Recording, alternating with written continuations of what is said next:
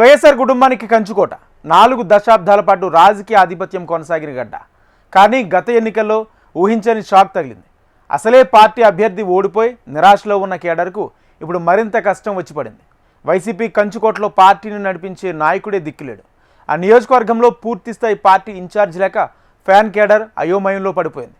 అధినేత వద్ద కార్యకర్తలు గోడు వెళ్లబోసుకున్న పరిస్థితిలో మార్పు రాకపోవడంతో పార్టీలో నిస్తేజం నెలకొంది. ఎందుకు ఏంటా నియోజకవర్గం?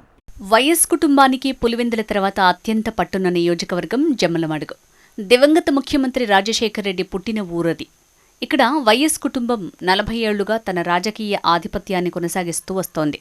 అలాంటి వైఎస్ కంచుకోటలో నేడు వైసీపీకి పూర్తిస్థాయి ఇన్ఛార్జ్ లేక పార్టీ పరిస్థితి అగమ్యగోచరంగా మారింది.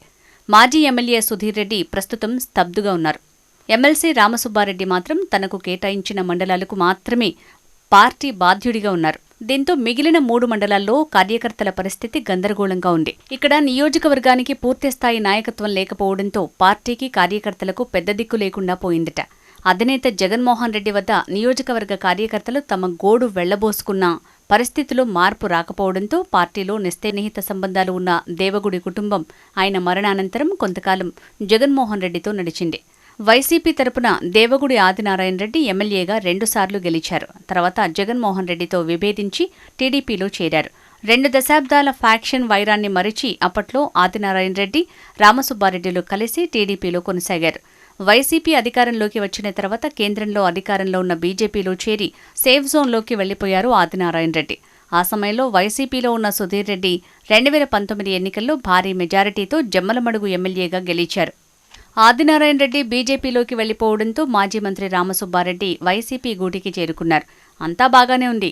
వైసీపీ ఎమ్మెల్యేగా ఉన్న డాక్టర్ సుధీర్ రెడ్డికి వైసీపీలో చేరిన రామసుబ్బారెడ్డి పోటీగా మారారు. ఇద్దరి మధ్య చాలా కాలం విభేదాలు నడిచాయి. వైసీపీలో చేరే సమయంలో రామసుబ్బారెడ్డికి ఇచ్చిన మాట ప్రకారం ఆయనకు జగన్ ఎమ్మెల్సీ పదవి కట్టబెట్టారు. అప్పటినుంచి సుధీర్ రెడ్డిల మధ్య విభేదాలు తారాస్థాయికి చేరుకున్నాయి.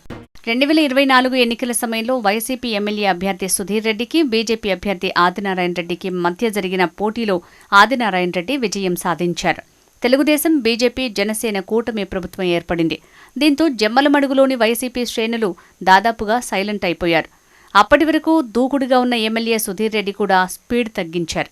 అదే సమయంలో రామసుబ్బారెడ్డికి, సుధీర్ రెడ్డికి మధ్యలో ఉన్న విభేదాలను పరిష్కరించడానికి సజ్జల రామకృష్ణారెడ్డి, అవినాష్ రెడ్డి లాంటి వారు ప్రయత్నించి విఫలమయ్యారు. ఈ నేపథ్యంలో వీరిద్దరి పంచాయతీ జగన్ వద్దకు చేరింది. నియోజకవర్గ పార్టీని 2గా చీల్చి పెద్దముడియం, మైలవరం, జమ్మలమడుగు మండలాలను ఎమ్మెల్సీ రామసుబ్బారెడ్డికి, కొండాపురం, ముద్దనూరు, ఎర్రగుంట్ల మండలాల ఇన్ఛార్జిగా సుధీర్ రెడ్డికి కేటాయించారు. అయినా తనకు పూర్తిస్థాయి ఇన్ఛార్జి పదవి కావాలని సుధీర్ రెడ్డి పట్టుబడుతున్నట్టు తెలుస్తోంది. ఇక వైసీపీ ఎమ్మెల్సీ రామసుబ్బారెడ్డి తన ప్రత్యర్థులైన బీజేపీ ఎమ్మెల్యే ఆదినారాయణ రెడ్డిపై, టీడీపీ ఇన్ఛార్జిగా ఉన్న భూపేష్ రెడ్డిపై అడపాదడపా విమర్శలు చేయడంతో పాటు పార్టీ కార్యక్రమాలు చేస్తూ వస్తున్నారు. దీంతో నియోజకవర్గ వ్యాప్తంగా బలమైన క్యాడరున్నా వారిని నడిపించే నాయకుడు లేని విధంగా పరిస్థితి ఏర్పడింది. పార్టీ శ్రేణుల్లో భరోసా నింపే నాయకుడు కరువయ్యాడనే వాదనలు ఆ పార్టీ శ్రేణుల నుంచే వ్యక్తమవుతున్నాయి.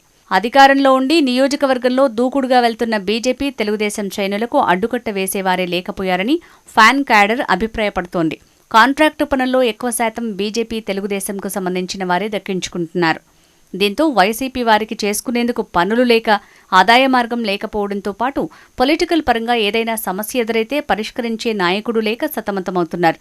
దీంతో పాటు పలు గ్రామాల్లో టీడీపీ, బీజేపీ శ్రేణుల దూకుడును వైసీపీ శ్రేణులు భరించలేకపోతున్నారు. జిల్లాకు వచ్చిన జగన్మోహన్ రెడ్డికి పలువురు నేతలు సమస్యలను తన దృష్టికి తీసుకురాగా సుధీర్ రెడ్డి లేకపోతే ప్రస్తుత ఎమ్మెల్సీ రామసుబ్బారెడ్డి దగ్గరికి వెళ్లారని కార్యకర్తలకు సూచించినట్టు తెలుస్తోంది. అయితే తమకు పూర్తిస్థాయి నియోజకవర్గ ఇన్ఛార్జి కావాలంటూ మండల స్థాయి నేతలు పట్టుబట్టడంతో త్వరలో ఈ సమస్యను పరిష్కరించేస్తానంటూ జగన్ చెప్పినట్టు సమాచారం.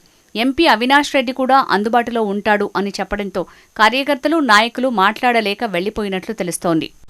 జమ్మలమడుగు నియోజకవర్గంలో వైసీపీకి బలమైన వర్గమున్నా పటిష్టమైన నాయకుడు, పూర్తిస్థాయి ఇన్ఛార్జ్ లేకపోవడం తమ దౌర్భాగ్యమని ఆ పార్టీ శ్రేణులు చెప్పుకుంటున్నాయి. ఏదేమైనా వైఎస్ కంచుకోటలో నేడు వైఎస్ఆర్ పార్టీని నడిపించే నాయకుడు లేకపోవడం ఆ పార్టీకి మింగుడుపడని వ్యవహారమేనని చెప్పొచ్చు.